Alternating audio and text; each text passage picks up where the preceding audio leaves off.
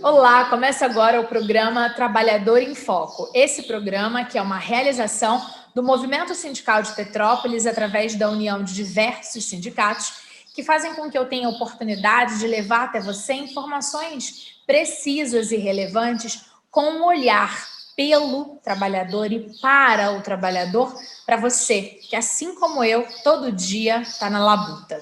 Hoje eu tenho o prazer de conversar com o Rafael Gonçalo. Ele é professor de Geografia e faz parte da equipe da diretoria do Simpro, Petrópolis e Região. E se você não conhece, o Simpro é o Sindicato dos Professores da Rede Privada.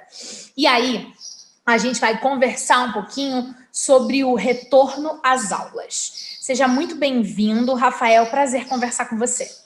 É um prazer, Carla. Prazer sempre meu e o sindicato também. Sempre estar aqui com você.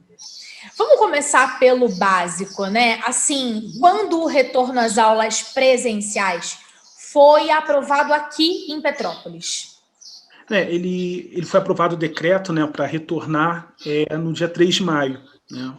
Com um sistema híbrido ainda, você tem um limite de 50% aí da turma. Né? Então, se uma turma tinha aí capacidade de 30 alunos, você só pode retornar com 15 alunos. Né? Então, a partir de 3 de maio, nós voltamos, né, para esse sistema, onde parte dos alunos continuam em suas casas e parte continua, né, volta para a escola. Perfeito. Essa foi uma decisão da Prefeitura Municipal de Petrópolis, é isso? Sim. Foi uma decisão somente da Prefeitura, porque o Conselho de Educação não estava concordando, né, e não concorda, o Conselho Municipal de Educação, com esse retorno. Porque naquele momento o Estado estava em bandeira vermelha, estava mostrando que Petrópolis estava em bandeira vermelha também.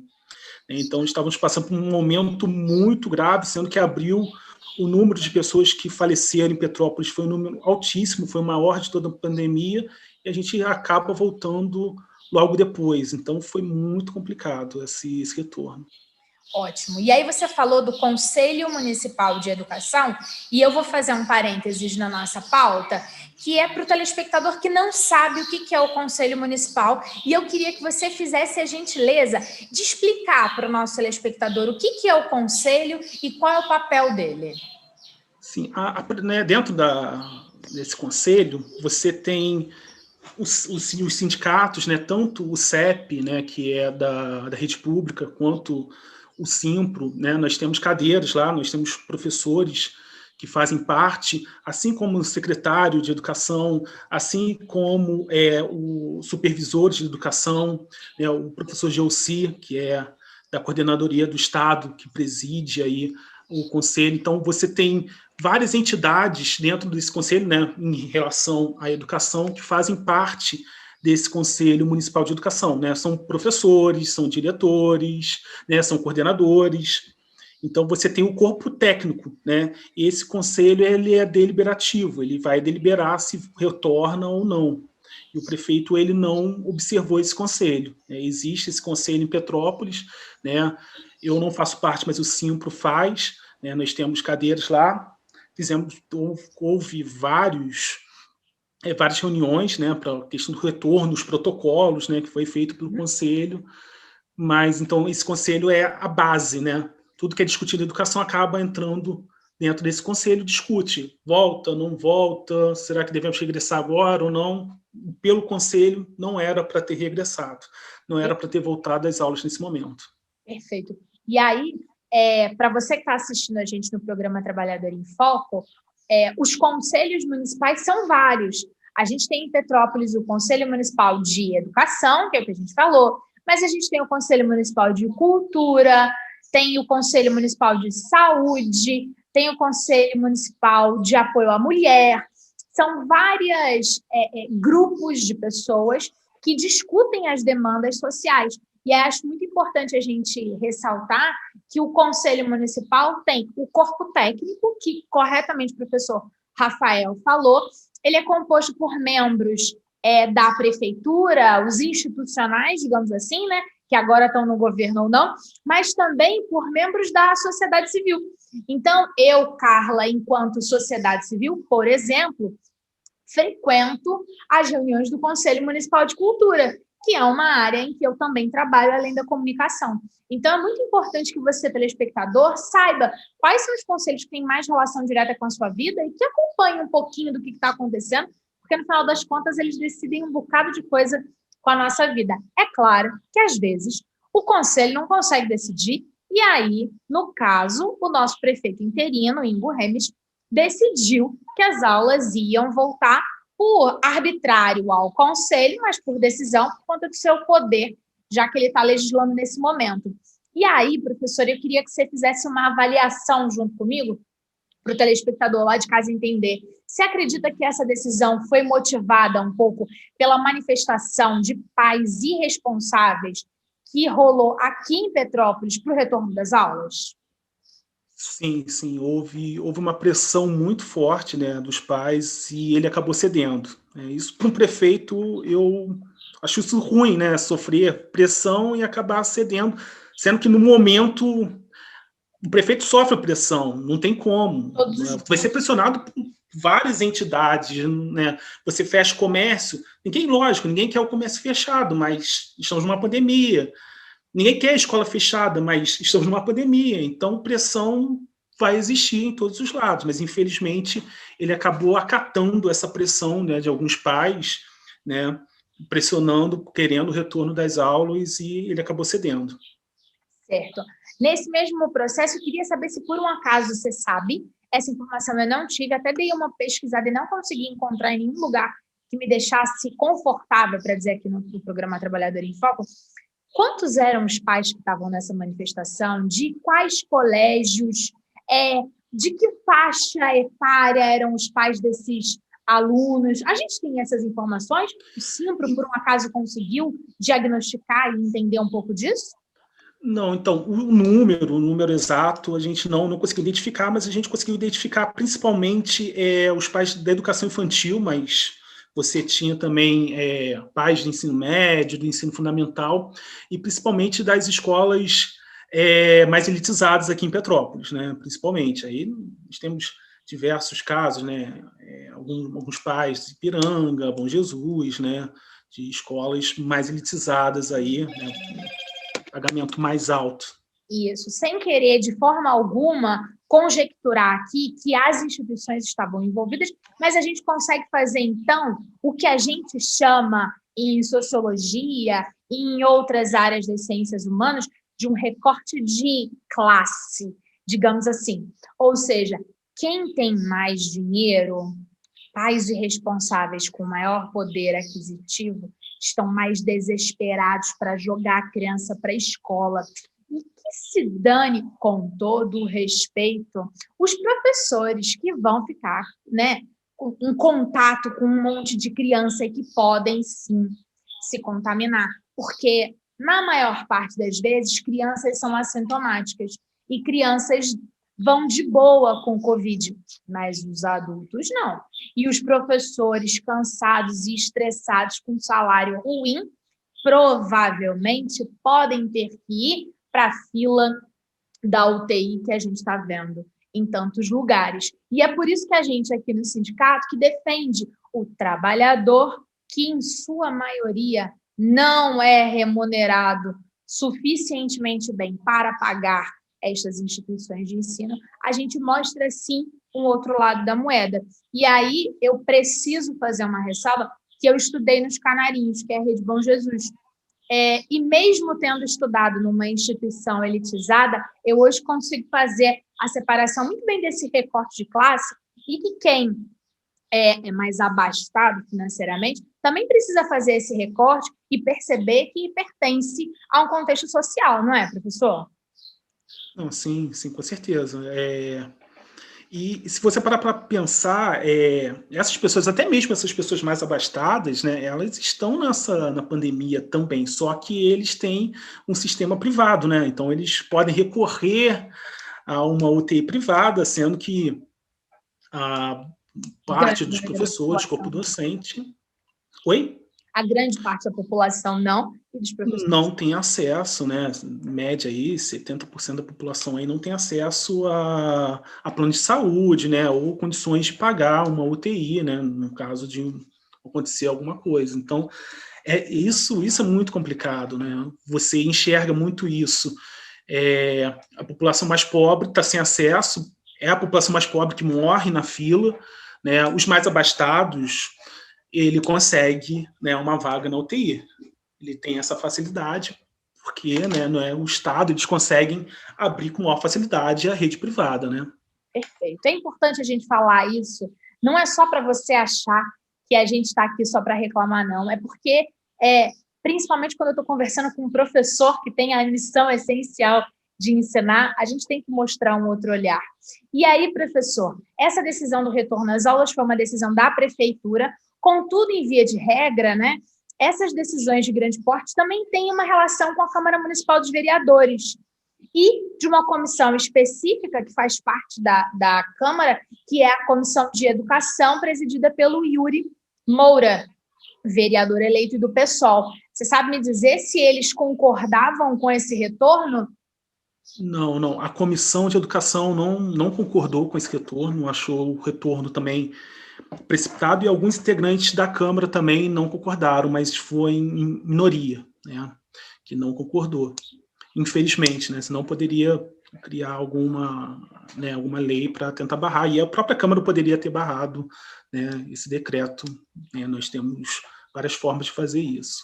Perfeito. Né, infelizmente. O programa de hoje quer dizer para você de casa o seguinte: o Conselho Municipal de Educação foi contra o retorno às aulas, a Câmara Municipal de Vereadores foi contra o retorno às aulas, o CEP, que é o Sindicato dos Professores, que fizeram um concurso público, né, municipal e estadual, ele foi contra. O Simpro foi contra. Dá para a gente achar de verdade, professor, que a prefeitura está certa diante de tanta gente sendo contra o retorno às aulas?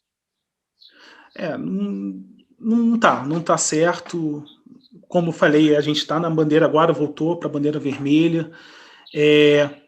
Todos os órgãos mostrando, né, essa insatisfação do retorno, porque o retorno da aula não é só uma questão também da escola, existe uma questão também do transporte público, o aluno se desloca, né, o aluno vai se deslocar, vai andar, o aluno vai sair da escola, vai passear, então existe toda uma questão urbana também que vai gerar problemas, né? O ônibus lotado, como a gente anda percebendo, os ônibus cada vez mais cheios, então mais aluno circulando, o vírus vai circular mais. Então, a ideia, né, do retorno, lógico, é a questão do contágio na escola, que acaba sendo, né, uma sala de aula, né, mais fechada, mas existe o contágio também do aluno, né, ele se contaminar e contaminar também no transporte público. Muitos nossos alunos acabam indo pelo transporte público, né?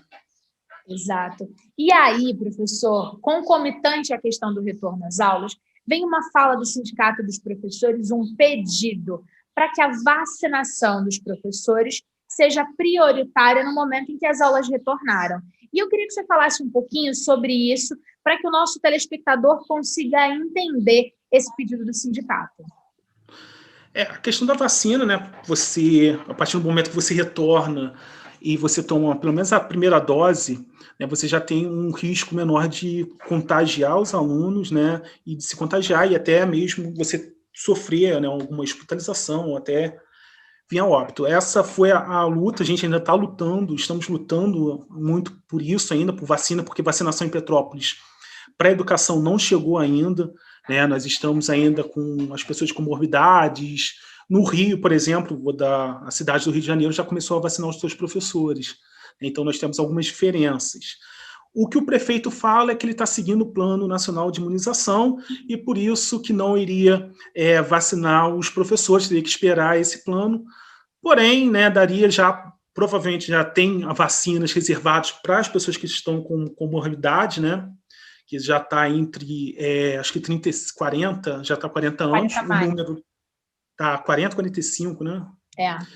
O número dessa população já está mais reduzido, né, a população com comorbidade, e que também esperaria também vacinar os profissionais da saúde. Os profissionais da saúde, acho que, se eu não me engano, contra agora 30 anos, né, a faixa etária. Então, provavelmente deve ter doses já reservadas para esses grupos, e não existe um calendário, né, mostrando professores, né, inspetores, iremos vacinar vocês daqui a tal dia, ninguém sabe. Cada semana é uma surpresa diferente, isso deixa todo mundo apreensivo. Né? Os meus colegas de trabalho, todo mundo preocupado com isso. Mas quando que a gente vai poder vacinar? Essa é uma grande preocupação nossa. Isso. E é claro que a gente também precisa ressaltar nesse momento que a gente tem essa questão tão complexa por conta das vacinas e que aí sim, isso também vai um pouco além da prefeitura. Não é à toa que a gente liga a televisão, principalmente se a gente for falar das grandes emissoras, e a gente vai ver CPI da pandemia, que é o tempo todo a gente se questionando, afinal de contas, por que só 10% da população brasileira está vacinada, e foi por resultado de péssimas escolhas do nosso governo federal. Então, a gente fica também... É importante a gente ressaltar isso no programa, né, que também tem uma culpa que vai além, né, das escolhas da prefeitura. Mas, de forma alguma, faz parte das minhas pretensões defender aqui ou criticar ali, mas é para a gente também fazer esse esmiuçar das informações, né? E aí, voltando para o retorno às aulas, que voltou sem as vacinas, afinal de contas, e sem um calendário de vacinação para os professores, e aí, professor, acho muito importante sua fala, e por isso vou ressaltar, você falou professores e inspetores e equipe, porque a escola também não é um ambiente apenas de professores, é de toda uma equipe que faz uma instituição de ensino rodar. E aí, a minha pergunta é, quantas instituições estão trabalhando no sistema híbrido no que tange à escola privada? Todas elas voltaram? Então, o número exato nós não temos, o sindicato não tem, porque existe muita escola ilegal que funciona de forma ilegal, que não tem nem autorização para funcionar e acaba funcionando no nosso município. A maioria que está podendo já retornar, né, escolas de ensino médio, né, ensino fundamental e até mesmo educação infantil já retornaram, a maioria. Nós não temos o número exato, mas mais de 90% já retornaram. Né? Algumas escolas você tem a escolha de você continuar no ensino remoto, né? Mas a maioria acabou botando para o híbrido, né? Optando para o sistema híbrido, com alunos na sala de aula e uma parte dos alunos, né, tendo aula em casa. E é importante a gente falar que o responsável, o pai ou responsável, não é obrigado a enviar o seu filho para o sistema híbrido. Ele pode fazer essa escolha no seio da família e notificar e informar o colégio que o filho não vai voltar para o sistema presencial porque não se considera, não considera seguro e que isso não gera nenhum problema, como, por exemplo, tirar o filho da escola, porque também é contra a lei. Tirar o filho da escola não pode, mas mantê-lo estudando no sistema online pode, não é isso, professor? Sim, você não pode tirar o aluno, tanto da escola pública quanto da escola privada, você não pode, hipótese nenhuma. Né? O aluno tem que estar assistindo a aula. E essa questão é muito importante, né? O pai ele não é obrigado a enviar o aluno. Né? A maioria dos pais não estão enviando o aluno, né, para voltar, porque existe uma boa parte das famílias que percebe que não era o momento, né? Principalmente em momentos que eu dou aula para 3 alunos, 4 alunos em sala. Porque é perigoso, como eu havia comentado, o aluno vai sair, por mais que exista um protocolo, ele vai acabar se expondo em algum momento, na hora do lanche, na hora de beber uma água, vai ter que tirar a máscara. Então, isso gera, né, uma preocupação, mas em nenhum momento o aluno tem prejuízo com relação ao ensino, à chamada, né? Isso em nenhum momento ele vai ter prejuízo por não estar em sala de aula.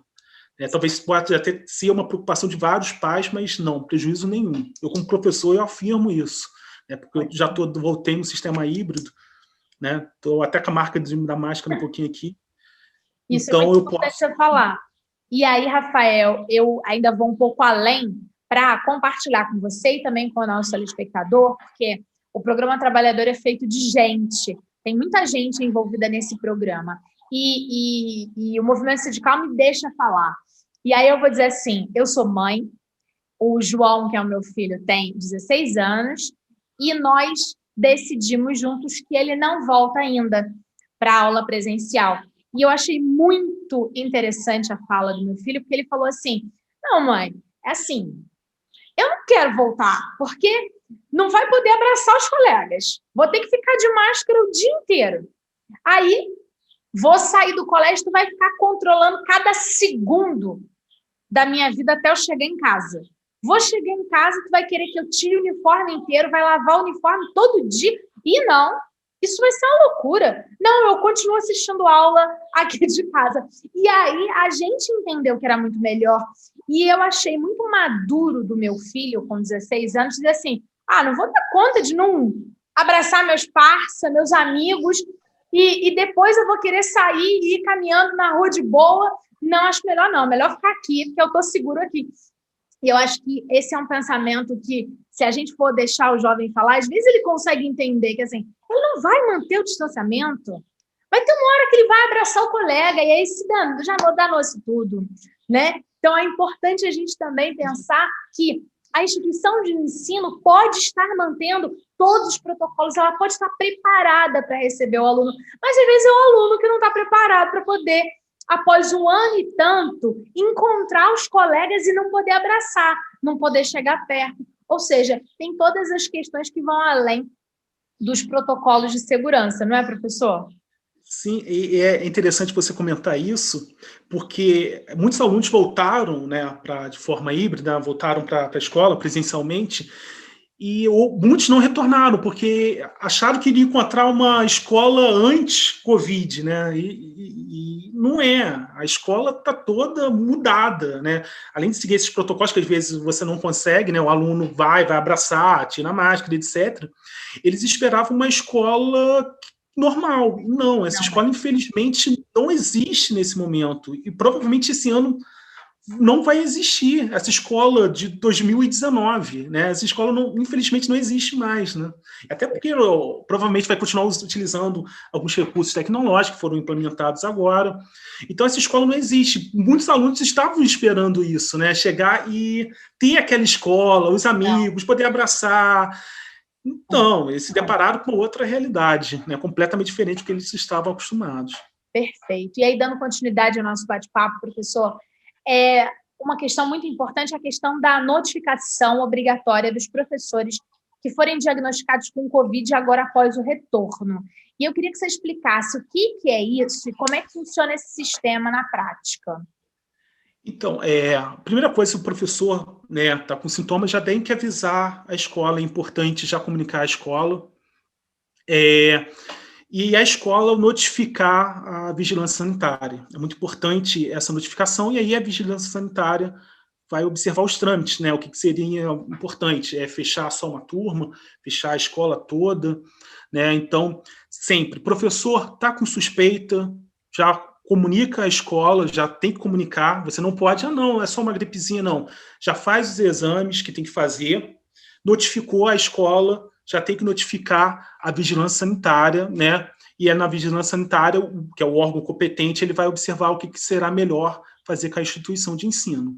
Perfeito. E aí eu queria saber se é verdade o bochicho da boca miúda, que já teve escola após o reinício, que professores foram diagnosticados com Covid após o retorno às aulas. Sim, já tivemos algumas escolas que já houve essa notificação, e essas escolas, a maioria delas fecharam, ou ocorreu escola também que não fechou, que continuou, afastou alguns professores, provavelmente não avisou a vigilância sanitária por conta disso. Nós temos alguns relatos no sindicato sobre isso, né, de você ter afastado os professores que tiveram contato, foi uma estagiária, mas infelizmente só afastamento. E, na realidade, o certo é você fechar a instituição, porque pode ter contaminado 1, 2, 3 alunos, 3 funcionários, e aí é um risco ali para todo mundo. É uma escala exponencial para o contágio nessas instituições. Uhum. E aí, professor, minha última questão, já que a gente está chegando no final do programa, é o seguinte: se o professor ou se o telespectador do nosso programa percebe que na escola houve alguma contaminação, ele pode denunciar para o sindicato, denuncia para a vigilância. Como é que o nosso telespectador pode, de alguma forma prática, se envolver nesse processo de defesa da vida dos professores? Sim, eu acho que o primeiro momento é ligar para a vigilância sanitária e ligar para o sindicato. Sindicato dos Professores, tanto o Simpro quanto o CEP, né, ambos estamos atuando muito forte aí nessa questão de conter, né, o contágio, infelizmente, dentro das escolas. Então, o Simpro, né, a qualquer momento aí tem o horário comercial, né, que você pode ligar, tá até o telefone aqui, o telefone do nosso sindicato, Ótimo, pode passar. 2243-6740. Então, você pode, sendo professor, até mesmo sendo mãe de aluno, né, pai de aluno responsável, você pode fazer essa comunicação com o sindicato, com o Simpro Petrópolis, que iremos atender essa demanda, né?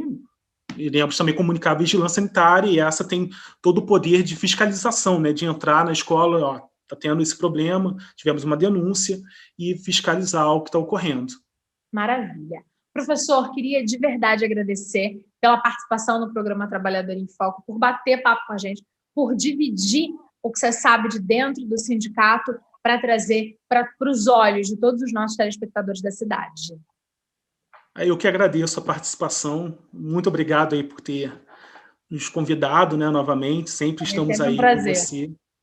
E é muito importante a gente dividir isso, né, até mesmo para a população entender os riscos, né, e os problemas que são gerados aí, infelizmente, dessa reabertura prematura das escolas.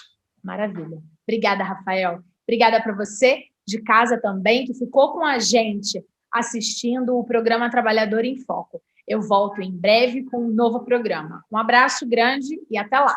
Tchau, tchau.